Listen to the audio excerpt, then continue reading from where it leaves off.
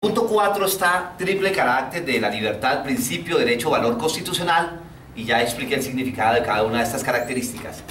Vamos a dejar el tema bloque de constitucionalidad y relación derecho internacional para mañana, porque voy a demostrar en el proceso penal cómo esta figura tiene una especial connotación.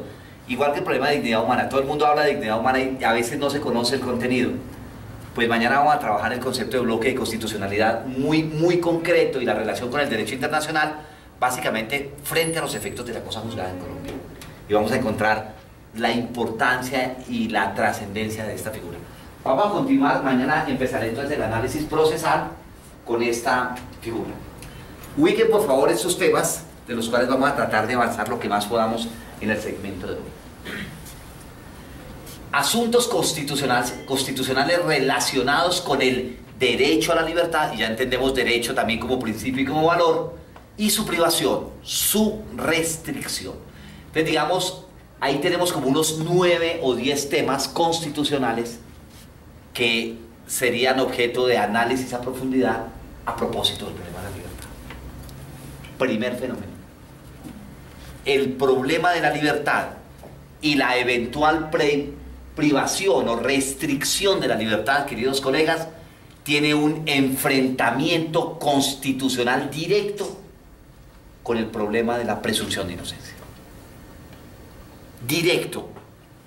La privación de libertad entra en choque inmediato cuando básicamente es una privación preventiva o a través de medidas de aseguramiento con el principio de presunción de inocencia. Y entonces aquí voy a explicar cuál es la génesis del principio de presunción de inocencia, porque la mayoría de abogados conocemos qué significa la presunción de inocencia. El tratamiento y la garantía de que la persona debe ser tratada y manejado el proceso de investigación y juicio como inocente, que se ha llamado estado de inocencia, hasta que haya sentencia ejecutoriada definitiva que desvirtúe ese estado de inocencia. Pero ese es el significado jurídico que de alguna manera todos lo manejamos. Lo que no sabemos todos, normalmente en teoría constitucional, es cuál es la fundamentación sociológica de la presunción de inocencia. Por eso, además del contenido jurídico, para tener un poquito de quilates constitucionales, es necesario conocer el estado de inocencia, que es la regla jurídica, de ahí todo el problema de onus probandi o carga de la prueba, a cargo del órgano de investigación que es la Fiscalía, que es el órgano de pretensión punitiva del Estado, pero ese es el significado jurídico. Digamos que uno tiene fácilmente acceso al principio de presunción de inocencia, carga de la prueba, e incluso al principio de indubio pro reo, que es una consecuencia jurídica del mismo. Pero lo que casi no se conoce es el significado sociológico que fundamenta constitucionalmente el derecho a la presunción de inocencia. Ese casi no se conoce. Y siempre lo traigo en este tipo de análisis al lado del principio de presunción de buena fe, porque tiene la misma fundamentación sociológica.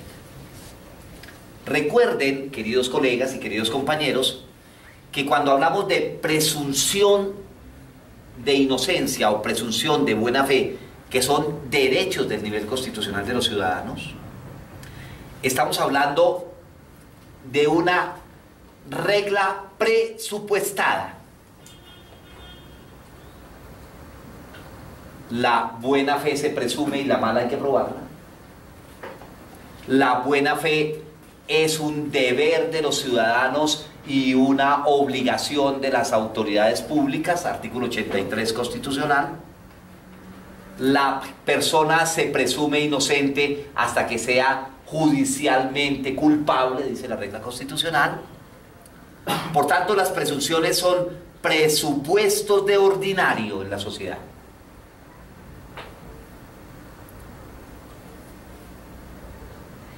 Y el hecho de que existan como garantías en el constitucionalismo colombiano se deben a la siguiente regla sociológica.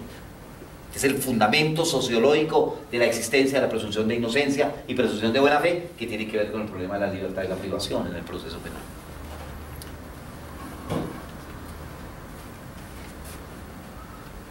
Los grupos humanos, las comunidades sociales, los grupos sociales, en su gran mayoría, los integrantes de los grupos sociales no cometen delitos de ordinario y normalmente, generalmente, por regla general, las personas que hacen parte de los colectivos humanos cumplen a cabalidad con sus deberes y obligaciones. Esta es la regla sociológica que subyace al principio de presunción de inocencia y al principio de presunción de buena fe. 29, inciso 3, 85 de la Constitución. 83 de la Constitución, perdón. 83 de la Constitución. En los grupos humanos, en los colectivos humanos, y la Constitución es una expresión de lo que ocurre en una sociedad. Por eso la Constitución del Estado de Derecho tiene unas figuras y tiene unos presupuestos diferentes a la Constitución del Estado Social de Derecho. El derecho constitucional y el derecho penal y procesal penal es un producto cultural. Es un producto sociológico. Es una expresión del desarrollo cultural del Estado y de la sociedad en un momento histórico determinado. En el medioevo, las penas eran la horca, el cadalso, la tortura, los juicios de Dios, las ordalías, el desmembramiento, los suplicios. Esa era la regla sociológica que existía para la época, que permitía que el mundo jurídico actuara de esa manera en términos de la sanción penal. Hoy la cosa es diferente. Hoy el derecho penal no causa dolor físico, sino dolor moral. Hoy la pena cumple una función de expiación, prevención especial, de prevención general, el mandato a la sociedad: mire, absténgase de hacer esto porque mire lo que le puede pasar. Se las canto de antemano, eso es la prevención general. Para eso es la pena. Es un garrote, dice Anselmo von Feuerbach.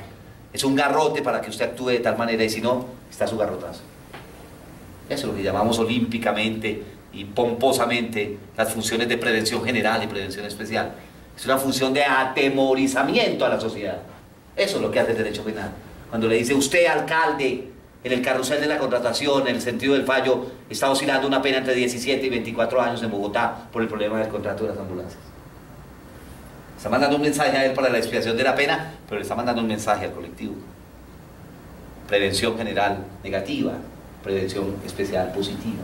Expíe y asuma los efectos de sus actos, pero ojo, sociedad, le estoy mandando un mensaje con este caso que estoy haciendo. Ese es el papel de la pena.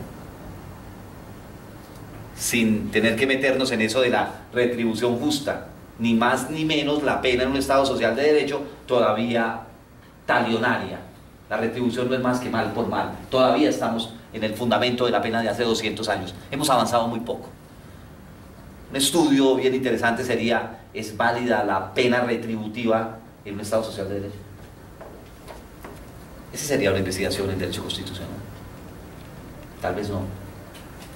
Tal vez más bien la resocialización, la reinserción y todas las teorías de la red, que también tienen toda una crítica, porque sacar de la sociedad a una persona para reinsertarlo socialmente, ¿qué utilidad social tiene? Es un problema de criminología y de política de género. La presunción de inocencia y la presunción de buena fe existen en el contexto constitucional como derechos de las personas y como deberes de las autoridades de su respeto y de su garantía, y como una presunción, una regla presupuestada, porque en la sociedad la mayoría de las personas no cometen delitos. Luego, al que vamos a investigar, lo tratamos como debemos tratar a la mayoría de las personas de la sociedad. Se le presume inocente hasta que sea judicialmente desvirtuada la presunción de inocencia. Y se le presume de buena fe, porque de ordinario en la sociedad las personas cumplen con sus deberes y con sus obligaciones. La regla general es que la buena fe se presume y la mala hay que probarla. En el mundo jurídico. No olviden de dónde viene el concepto de buena fe, ¿no? Bona fides.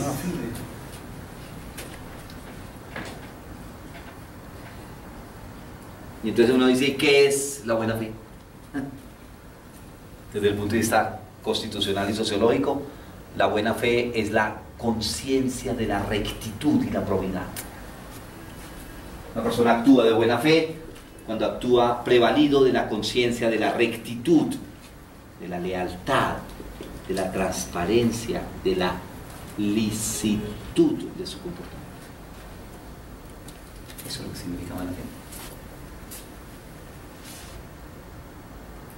Por eso la buena fe se presume, por eso la mala fe hay que probarla. Y eso que es importante por allá en las pertenencias y en la posesión y todo ese tipo de cosas. En la usucapión, que llaman los civilistas. Pero esa regla sociológica tiene una connotación mayor, para cerrar ese temita. Y es esta. Existe la presunción de inocencia y la presunción de buena fe porque en la sociedad la mayoría de personas no cometen delitos y actúan en el cumplimiento transparente, leal, lícito y probo de sus actuaciones, porque si no fuera así, las sociedades humanas habían desaparecido. Esta es una regla sociológica comprobada en la sociedad. Entonces el derecho constitucional toma una regla del mundo social como expresión cultural y la eleva a un canon constitucional. Por eso es un derecho.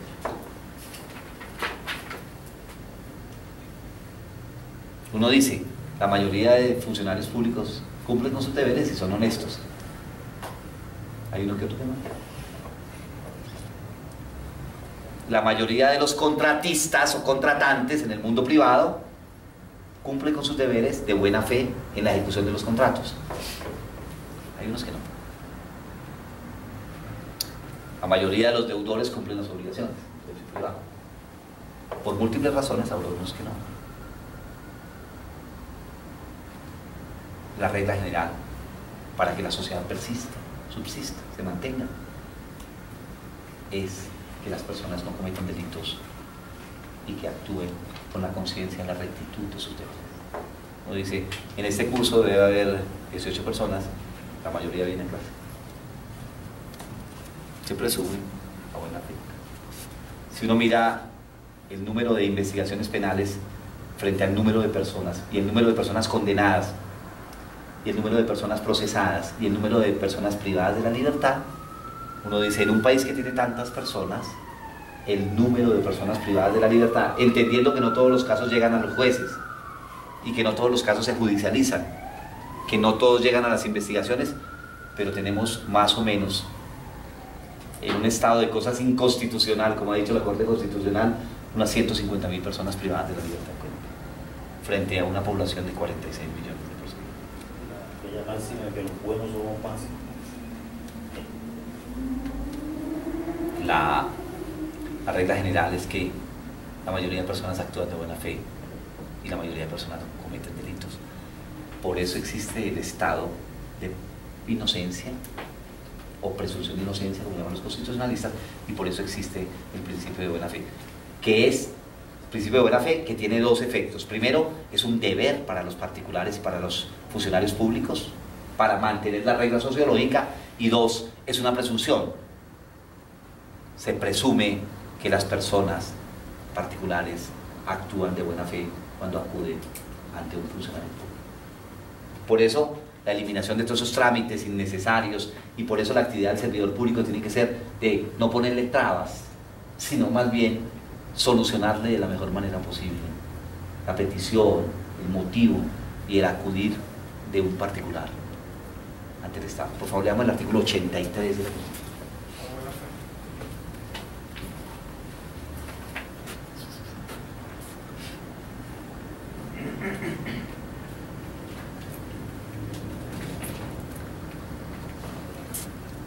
Las actuaciones de los particulares y de las autoridades públicas deberán ceñirse a los postulados de la buena fe. Para ahí. Las actuaciones de los particulares y de los servidores públicos deberán regla sociológica, ceñirse a los postulados de la buena fe. Es una forma de evitar el conflicto. Deberán ceñirse a los postulados de la buena fe. No dice la Constitución cuáles son, pongámosle un paréntesis: la transparencia, la lealtad, la rectitud, la licitud. Deberán, es un deber para que se mantenga la regla sociológica. Luego viene la segunda parte. Es una presunción.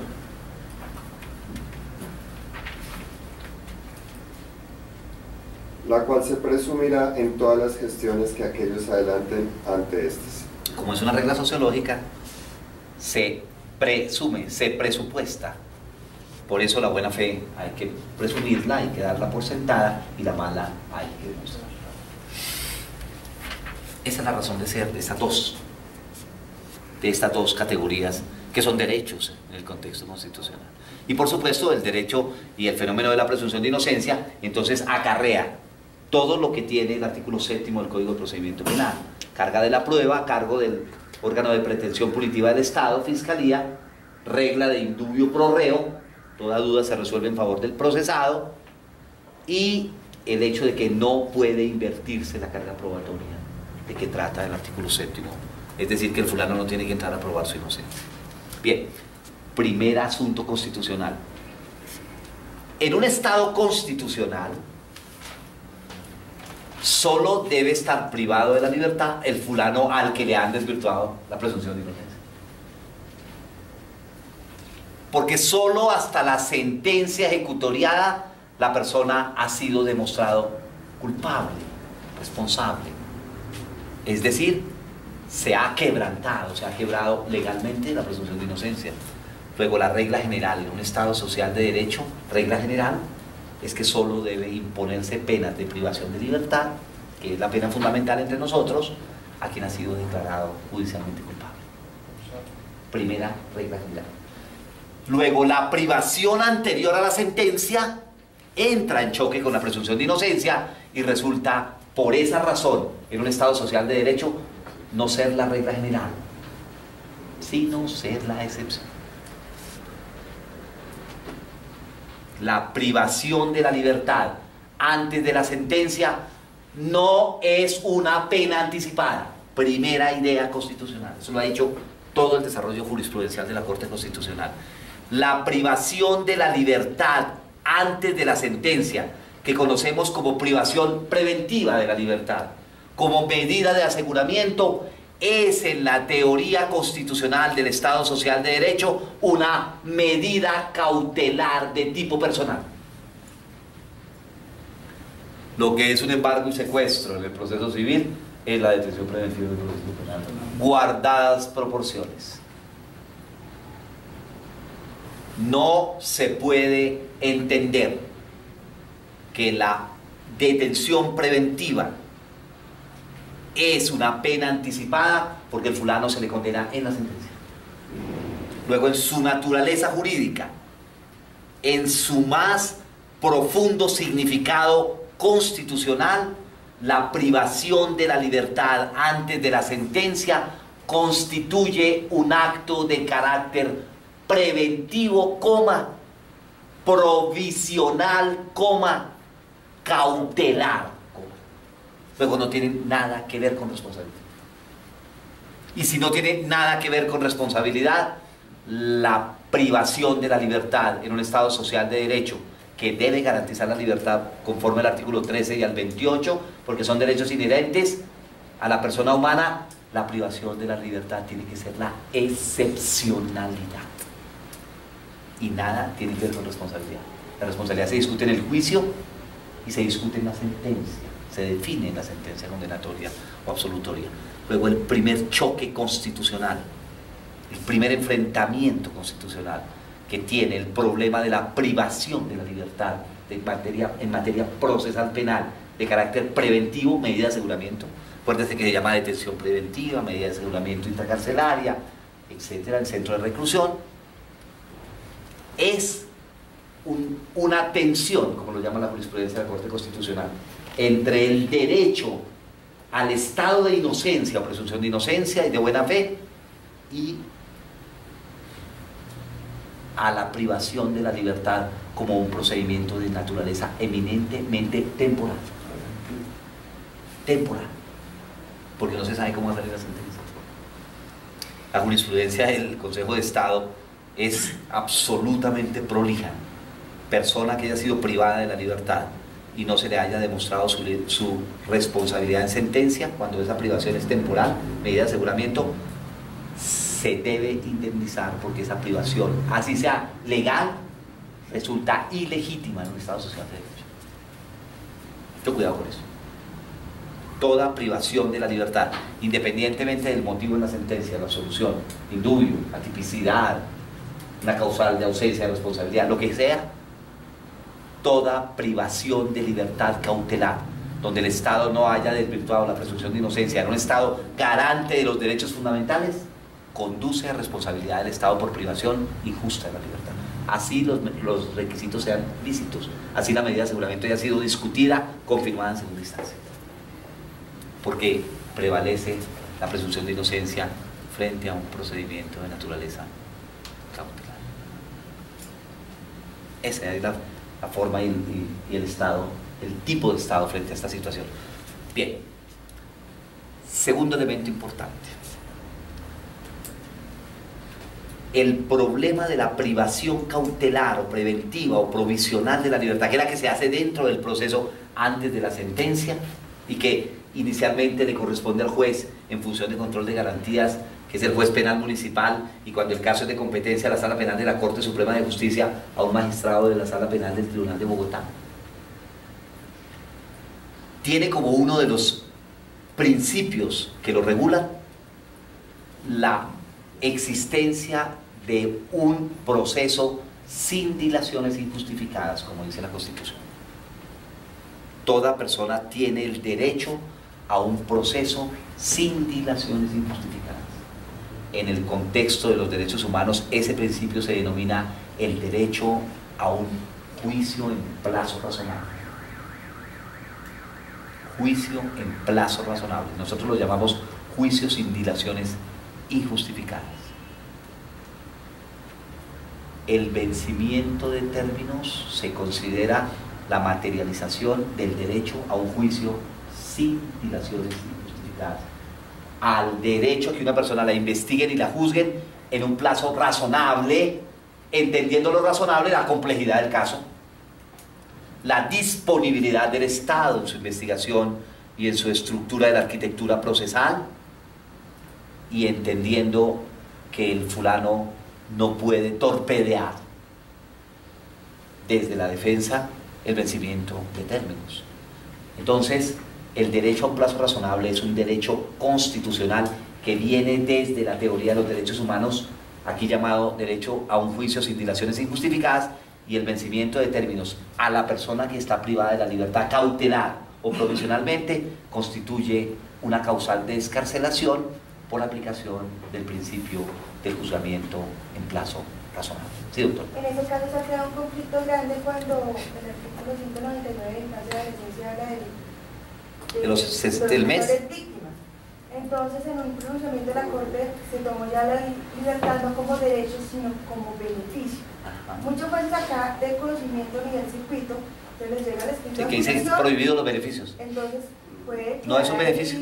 2-3 años y toma la libertad como beneficio solo porque el delito presuntamente es leve. Claro. En el sistema de responsabilidad penal juvenil de la ley 1098, basado básicamente en las reglas de Beijing y basado en la Convención de los Derechos de los Niños, que son instrumentos internacionales, se enfatiza el derecho a un plazo razonable. Por eso los términos del internamiento preventivo, como se llama ya, la excarcelación del sujeto, que en este caso es una persona entre 14 y 18 años, 4 meses. no puede pasar de 4 meses. Pero acá hablamos en un sistema de adultos cuando la víctima es menor. Entonces, el adulto está sometido. Sí, el sistema es que se prohíben todos los beneficios judiciales, legales y administrativos, dice la 1098, cuando es un mayor de edad el que comete el delito y la víctima es un menor, o mejor un niño, niña o adolescente. Una reglita para desterrar una palabra de los abogados a veces en penal que se hace de buena fe, pero que tenemos que quitarla.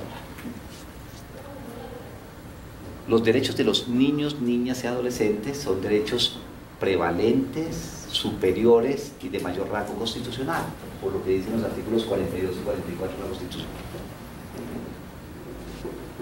El Código del Menor, que era el decreto 2737 del 89, se ha modificado por la ley 1098 del 2006.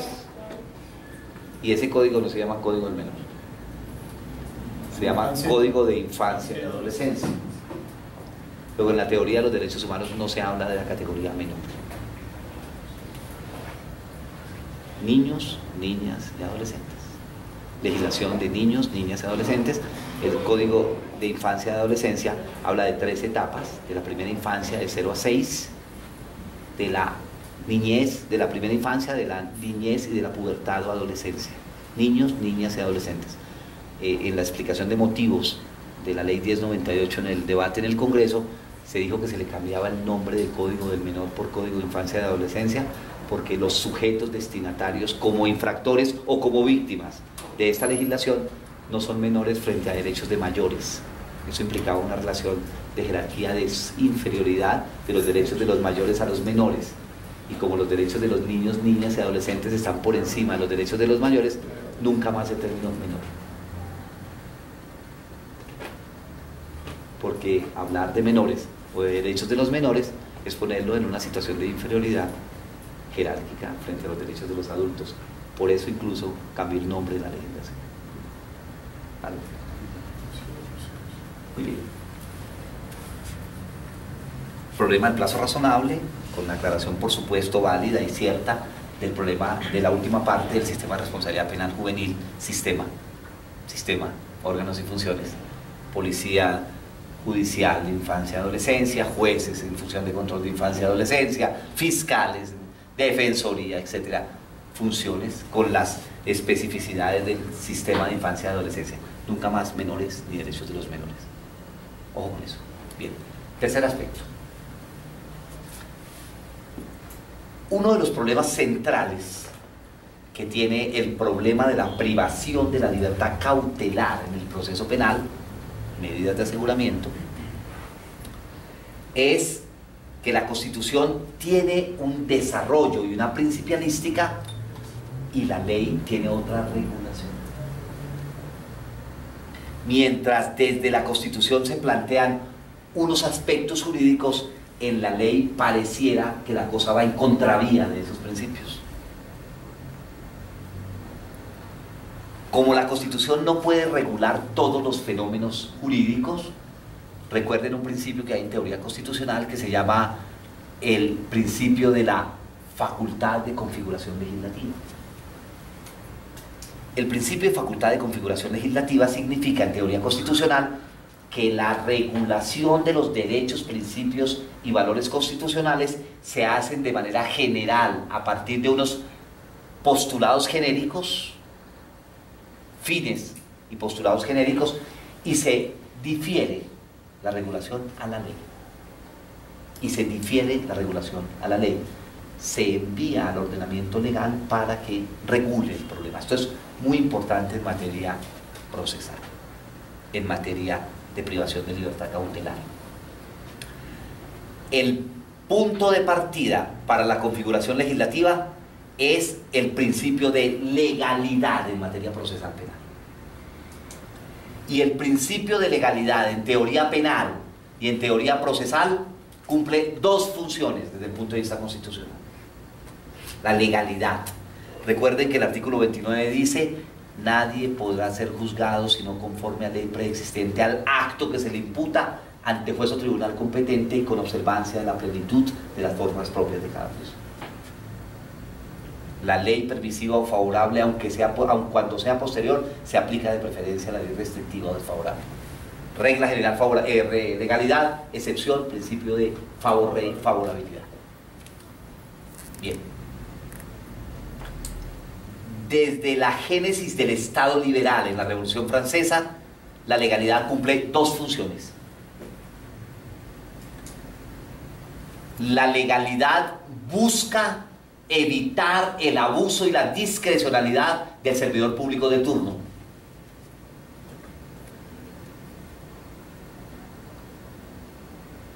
la legalidad encajona y limita las funciones del servidor público, llámese fiscal, llámese juez de garantías, llámese juez de conocimiento, llámese magistrado.